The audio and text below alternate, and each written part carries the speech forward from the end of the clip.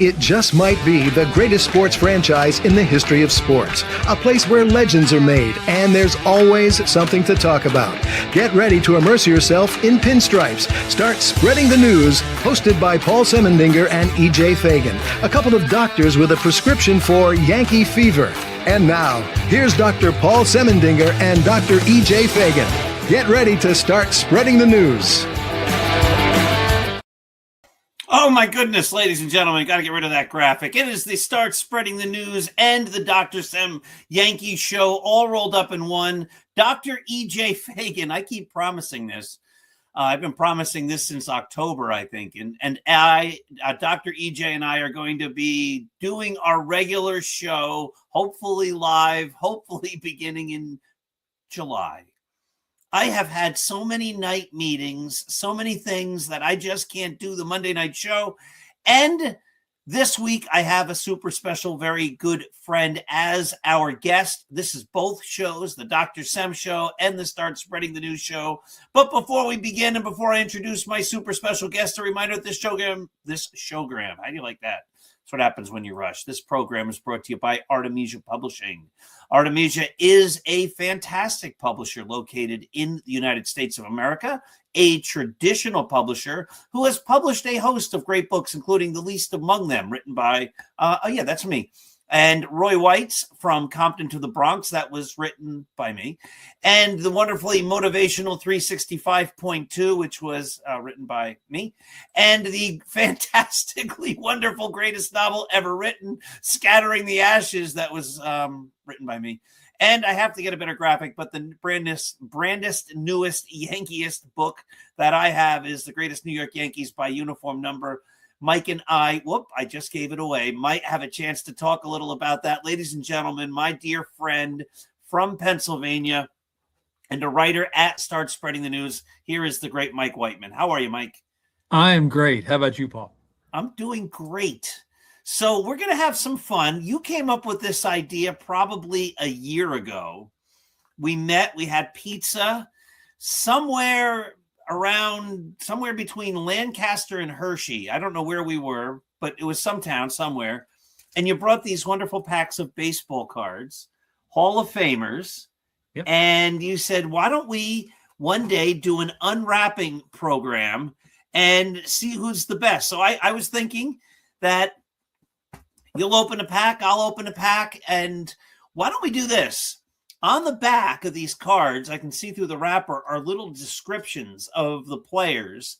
So why don't you then go first, start reading the description of the player, and we'll see how long it takes me to figure out who it is, and then I'll do the same. And then if we can, we'll tell a story, something we remember about that player, etc. Make sense? That sounds great. And then maybe we'll decide who is the best player in the pack. That will have a big debate. All right, so you want to go first? I will. And for the sake of integrity, I will show you sealed. I just opened mine. That's why I was talking.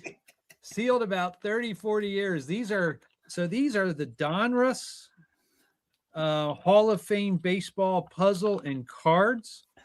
And I'm trying to think when I'm going to quick look for the date. Okay, so these are copyright 1983.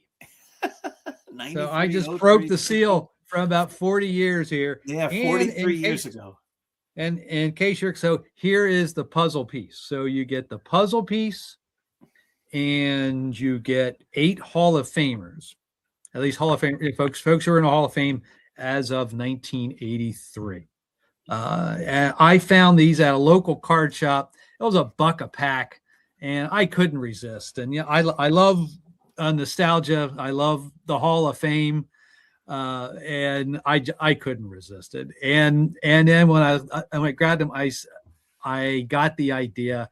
I said I have to get some of these to my good friend Paul, and we'll do similar to what we're doing tonight here. So let me read the first one here. Okay. This is one that's probably you're going to catch pretty quickly. one of baseball's greatest hitters and the last player to bat 400. All right, so Teddy Ballgame you got there. Teddy Ballgame. Oh, that's a neat card. My That is dad's a nice favorite card. player. Yeah, very nice. I was just going to say, yeah, he's your dad's favorite player. That is cool. All right, here you go. You ready? This is card number 1 in the set. I don't know if that means anything. Okay. This player may have been baseball's greatest player. He certainly was the game's fiercest competitor. His batting accomplishments are legendary. A lifetime average of .367, 4,191 hits, 12 batting titles, his first at the age of 20, and 3 400 seasons, topped by 420 in 1911. Intimidating the opposition, the Georgia Peach stole 892 bases during a 24-year career, mostly with the Detroit Tigers, and his 96 steals in 1915 withstood the assault of base runners for almost 50 years. That player is Ty Cobb. And there he is, Tyrus Cobb. Paul, let me ask you a question. What type of player do you think Ty Cobb would be today? You know the joke he had, right? You know the Ty Cobb joke? I'm not sure. All right, so somebody asked him during the end of his life in the 1960s. They said, Ty, the game has changed, and it's different than it was when you were playing. And they said, how do you think you would do in the game today? And he said, I'd probably be about a 280 hitter. They said, really? And he goes, yeah, well, I'm 72 years old. 70.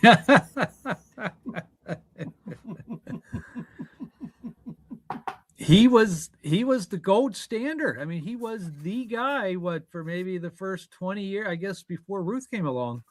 Ty Cobb was it. And Ty Cobb resented, they say, Babe Ruth because he felt the Babe hitting home runs was playing bastardizing the game or whatever, making the game the way it shouldn't be played. And that didn't make him very happy at the time. There's a great book called, I have it on my shelf across the hall, the room here, Babe and Ty, Ty and Babe. It's hard for me to see across the room. But it is about both of them after their careers were over. They played a series of golf tournaments, 3 golf tournaments, and it's actually a fantastic book. And you know what? We're going to do another show. At that other show, I'll pull the book off the shelf. Okay. And I'll show the book, and I highly recommend it. Yeah, I seem to recall reading where I think Ruth had high regard for Cobb. Yeah, and whereas Cobb did not have such high regard for Ruth, at least when they were playing. Mm-hmm. If you're the greatest of all time and somebody supplants you, that's a good reason to be resentful. That can be hard to take. That could be hard to take, especially if he's playing something totally. I mean, he is not only considered maybe a better player, but he's taken your style and he's kind of making it obsolete. So, 100%. All right, what's your next guy? All right, now okay, so here's one here. This one probably won't be as easy for you as the first one. The last of the legal spitballers won 270 games over 19 seasons for 7 major league teams, reaching 20 on 5 occasions. He won 13 straight for the 1927 Giants and helped the Cardinals to the pennants in 1930 and 31 and the Cubs in 1932. He was known as Old Stubblebeard for his habit of not shaving on the day he was scheduled to pitch. Yeah, that's all you got for me, huh? That's all I got for you. Oh, my goodness, that's impossible. Burley Grimes. Am I right? Oh, yes, my God. Yep, that is correct here. I got to with the light here. I want to try to get it there so you can see it there. I was hoping you were going to say Brooklyn Dodgers, and then I would have known it was right, but I was just nothing but a guess. Burley Grimes. Good job there. Wow. All right. You're in the dark again now. I say, where'd my light go here? All right, here you go. This player was one of baseball's all-time power hitters. The slugging first baseman belted 534 home runs over 20 seasons, hitting 30 or more, a record 12 years in a row. Double X walloped 58 for the A's in 1932, only to miss Ruth's mark when rain erased 2 others' home runs, I guess. He copped the Triple Crown the following year when he repeated as MVP, and he had a 50-homer season with the Red Sox in 1938. But Greenberg's 58 cost him a second Triple Crown. That player was? This Mr. Jimmy Fox. You are good. There he is, Jimmy Fox. Well, I could say that I have a little bit of an advantage. Jimmy Fox might have been my grandfather's favorite player. Very cool. And he was a big Philadelphia A's. Jimmy Fox, Lefty Grove, Connie Mack. He used to go watch him at Shibe Park. Oh my goodness! Told me many stories. I guess evidently Jimmy Fox. My grandfather grew up in Maryland, and I guess evidently Jimmy Fox used to come by and maybe visit the players and coach the team a little bit. But after the Yankees, those A's of the late 20s, early 30s are my favorite teams. Those are fun teams. I think Ty Cobb was on those A's teams. I think he was at the end of his career. Yes. Isn't that funny? So we've got 2 Philadelphia A's here in my pack. All right, go to the next guy. Okay. All right, here. So known as the meal ticket, this pitcher led the Giants to 3 pennants and 2 near misses in a 5-year span, during which he averaged 23 victories a season, twice named MVP. That's back when pitchers were more commonly MVPs. Baffling hitters with a deceptive screwball. Oh, Carl Hubbell. A 46-inning scoreless streak, which is of course relevant now because of course the fellow was at Sanchez for the Phillies just had a 50-inning scoreless streak. Am I right? Is it Carl Hubbell? You are right. You are correct. Yeah. We're going to rename the show. This is the Paul and Mike. We are the most brilliant baseball fans in the history of the world show. Wow. I think that would get that'd get lots of views. I think that'd get lots of views. We are the most brilliant baseball fans in the whole world. What Carl Hubbell was the guy in the 32 All-Star game, was it? Who struck out Babe Ruth, Lou Gehrig, 5 guys in a row. I couldn't tell you the 5 guys. Yeah, I think it was Ruth, Gehrig, maybe Fox. Might have been Bill Fox. Dickey might have been one of those guys. Oh right. man. Let's see. Who did Hubbell strike out? I remember an interview. 5 Hall of Famers in succession. Here they are. Okay. Babe Ruth, Lou Gehrig, Jimmy Fox, Al Simmons, another A, and Joe Cronin. Okay. I remember reading something from Lefty Gomez because Lefty Gomez pitched that day. And I think Cronin batted 7th. And the guy who batted 8th, and maybe that was Bill Dickey, did not, he put some wood on the ball. He didn't strike out. And then Gomez struck out afterwards.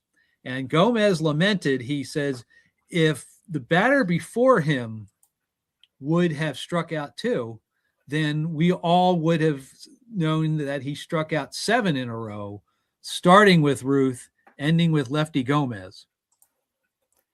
And so he thought that had been funny to put himself in the same company as all the great hitters. Oh, I'm looking at the wrong All-Star game here. This is 1937. So what year did I say it was? 32? The 32 or might have been 33. Boy, I don't know.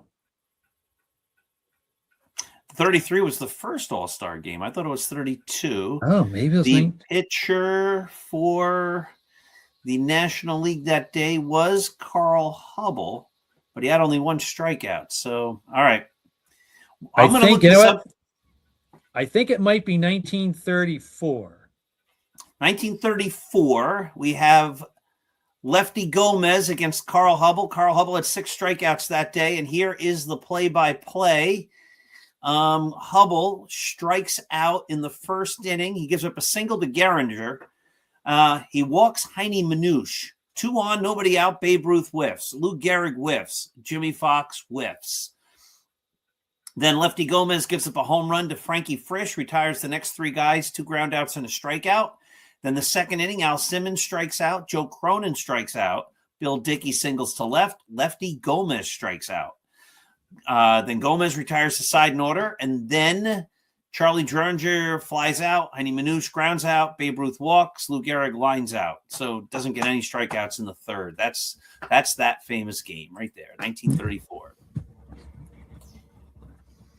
All right. Why don't you lay the next one on me? Okay, here. So far, we're 4 for 4. Well, this is one. This is one that you'll again. This is almost too easy, but he is. He's a great player, and I like talking about great players. But this gentleman is synonymous with home runs, but there was so much more than his 755 round tripper. Oh, okay. So, golly, who could he be? He also set all-time marks for the most games, at bats, total bases, and RBIs. His batting average over 23 seasons was .305, indications of the all-around ability of this quiet man from Mobile, Alabama. The National League MVP in 1957, he appeared in a record 24 All-Star contests with the Braves, Milwaukee, and Atlanta. Paul, who is that man? Would that be Hammerin' Hank Aaron? You would be correct. Now, do you call him Hank Aaron or Henry Aaron? I always call him Hank Aaron.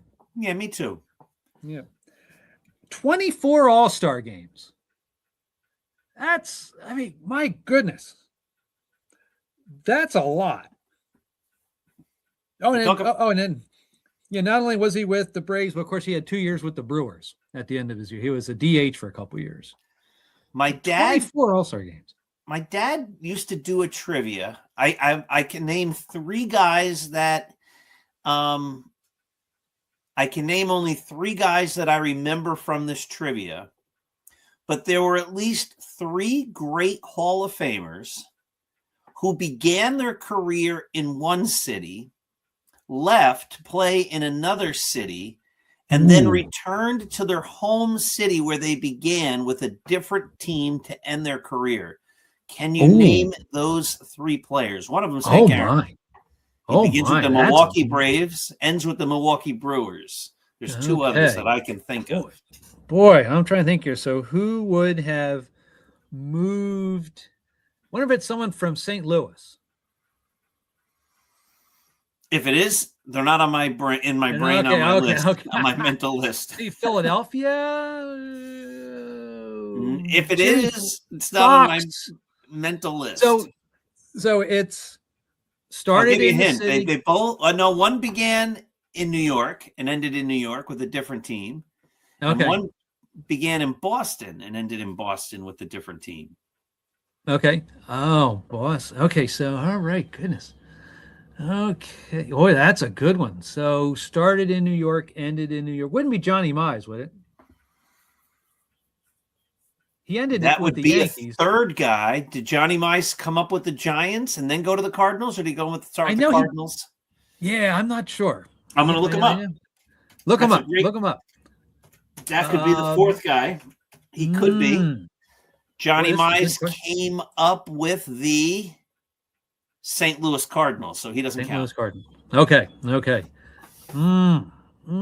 Boy, that's a good one. That's a good question, Paul. That's Isn't a that real fun? Good one. My dad made that up a long time ago when I was a kid. Your dad made up a good one. So started in Boston, ended in Boston. So we're talking Boston Braves, and then we're talking Boston Red Sox. So or the other way around. Or the other way around. So, but this would have been a while ago because the Braves moved to Milwaukee in the 50s, I think. So, goodness, that is a is it a famous player? Is it someone? Is it a Hall of Famer? These are both Hall of Famers. Other lesser known players may have done it, but Hall of Famers who began their career in one city, left that city, and then returned to that city to complete their career, but with a different team than the team they started with. You're going to kick yourself when I give you the answers. I probably will, but I will not stretch this out anymore. So throw the answers at me.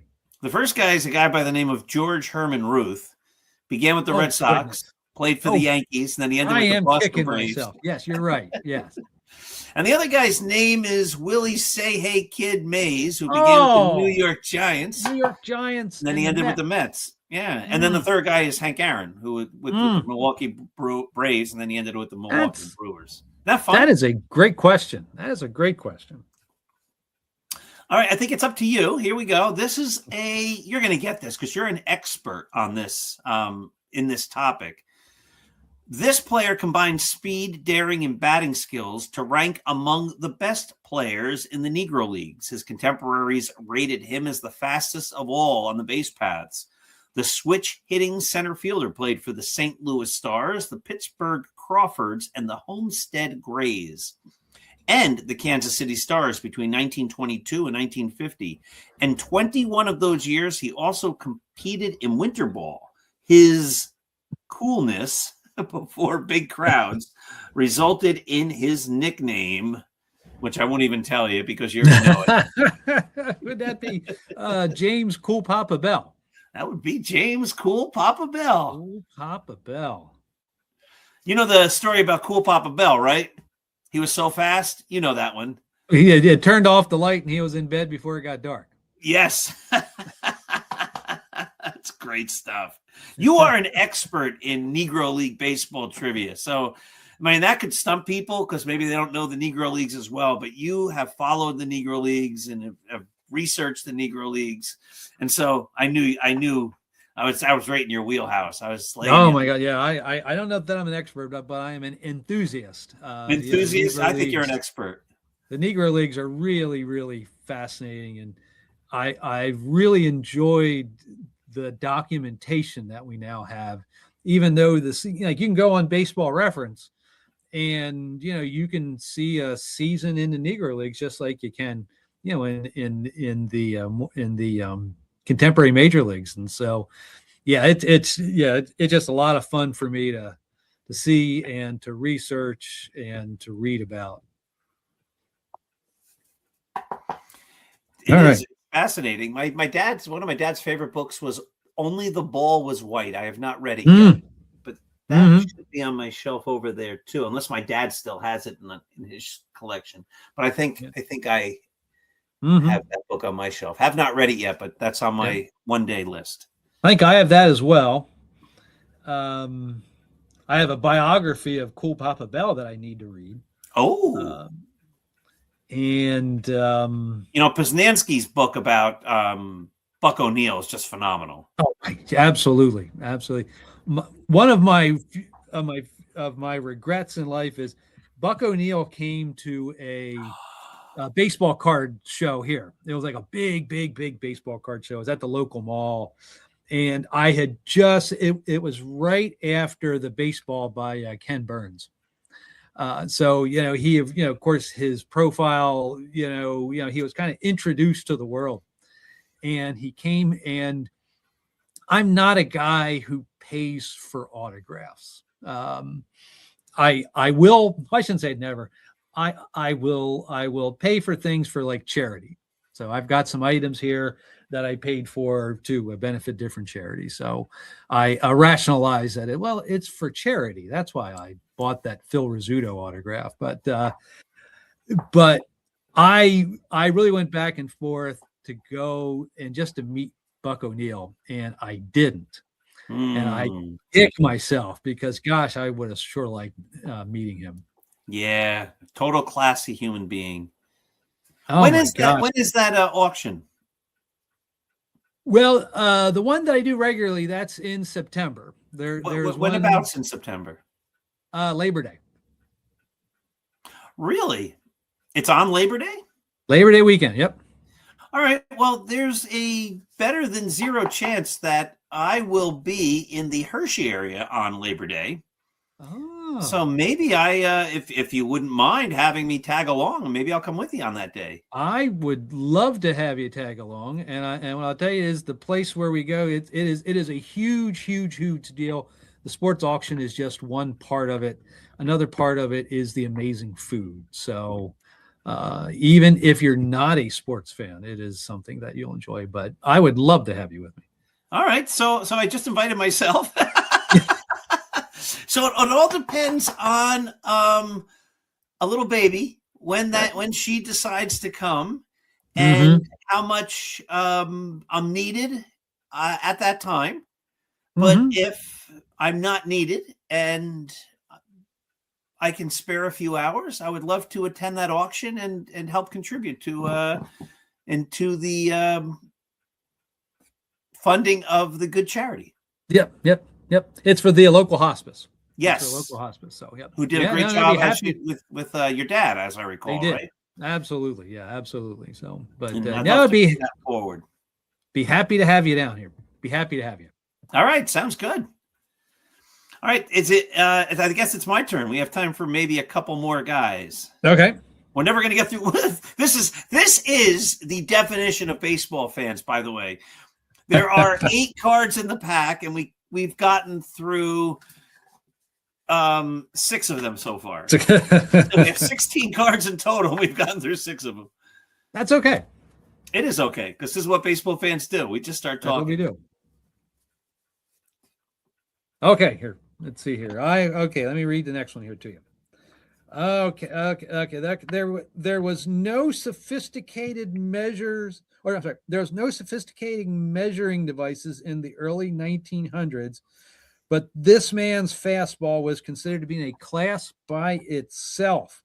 Using a sweeping sidearm delivery, he fanned 3,508 batters over a brilliant 21-year career with the Washington Senators. Kind of gives it away a little bit. Yeah, a little bit there because I was going a different direction till you said Senators. Okay, and his 113 shutouts are more than any pitcher before or since. He won 416 games, second to Cy Young, despite hurling for a losing team, and he enjoyed 10 successive seasons with 20 or more victories. Name that Hall of Fame pitcher, Paul. The Big Train, Walter Johnson. The Big Train, Walter Johnson. These are great cards. I mean, you talk about. All right, I'm going to give you one more now. Distinguished 54-year professional career, spanned the era from Christy Mathewson to Tom Seaver. He played 14 seasons in the majors, hitting .284, and in the 1923 World Series, he accounted for both giant victories with home runs. It was as a manager, though, that he earned Hall of Fame recognition, his feat of guiding the Yankees to 10 pennants and 7 World Series titles in a 12-year span ranks as the top managerial accomplishment of all time. That would be Mr. Casey Stengel. And there he is, Charles Dillon Casey Stengel. Have you ever read the Stengel book written by Robert Creamer? Robert Creamer. Have you ever read that? I have not. I've read Creamer's biography of Babe Ruth. I've never read his biography of Casey. It is one of the best books I've ever read.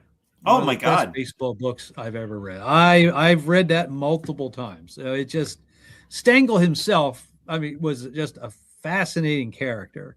And of course, Creamer's a really good writer. So it's just a really good book. I think that won the Casey Award at one point, didn't it? When the best baseball book of the year. Something tells me it might have. It might have. So yeah. So if you're looking for some good vacation reading, that's a good vacation reader right there. That's awesome. All right, I'm going to give you the last 4 guys here, just so we can at least say we got through the pack. You're going to get them all. All right.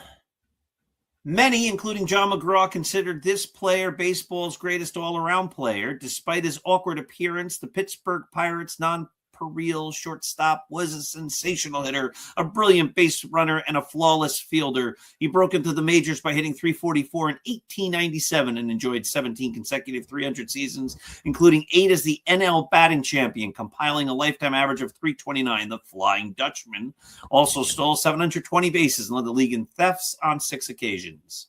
Honus Wagner. Too bad it's not the T206 card, because then we could retire here. All right, next guy. A legend, a pitcher in his own time, the brash fireballer burst onto the major league scene in 1932, and he averaged 24 wins a season over his first 5 campaigns. He was 30-7 in 1934 when he and his brother Paul led the Cards to the World Championship. This player topped the league in strikeouts 4 times and held the single-game record of 17. A broken toe suffered in the 1937 All-Star Game led to an arm injury that shortened his career. His name was Dizzy Dean. Dizzy Dean, another pitcher. And of all the guys in the box, the pack, this would be I would say the hardest one, but I think you'll get it. The ace of the Phillies staff for most of his brilliant 19-year career, despite usually pitching for a second division team, the durable workhorse was with a great fastball and pinpoint control won 286 games with 620 victory seasons in 1950. He paced the Phils to their first flag in 35 years with a 20-11 record. He was a frequent league leader in victories, innings pitched, complete games, shutouts, and strikeouts. Robin Roberts. All right, and the last guy. I'm a Pennsylvania guy. Robin Roberts is well regarded in these parts. Rapid Robert. Then this one you get easy. This player from the Pirates played with an intensity that won him universal admiration. Despite an unorthodox batting style, he topped the 300 mark 13 times, winning 4 batting crowns and amassing exactly 3,000 hits. He was equally brilliant in right field as he paced outfielders and assists 5 times with his rifle arm. He was the MVP in 1966 and the star of the 1971 World Series, where he batted .414. He died in a plane crash flying relief supplies to Nicaraguan earthquake victims. That would be the legendary Roberto Clemente. Indeed. Have you read the Clemente book? I have it here. David, David, whatever, Marinus? Marinassus, or I have it. I'm looking at it right here. Get it. Read it. I have looked at it. I haven't sat down and read it through. It's phenomenal. That book is also great. Yes. Do that this summer. He talks a lot at the end about the airplane crash. Okay. I always pictured him flying and the plane crashing en route to Nicaragua. It never really got off the ground. It basically crashed as it took off from Puerto Rico. Oh my, okay. Yeah, amazing stuff. And one of Clemente's teammates, Manny Sanguillen, actually was there or went there and was with the diving crew trying to find him because they never found him. And Marinus talks all about that in the book. It's phenomenal. The book, it talks about his career, of course, and what a great player he was and how he wasn't he was misunderstood because of his fact that he was from Puerto Rico and he had an accent and all that kind of stuff. But it's just great. So I highly recommend that book.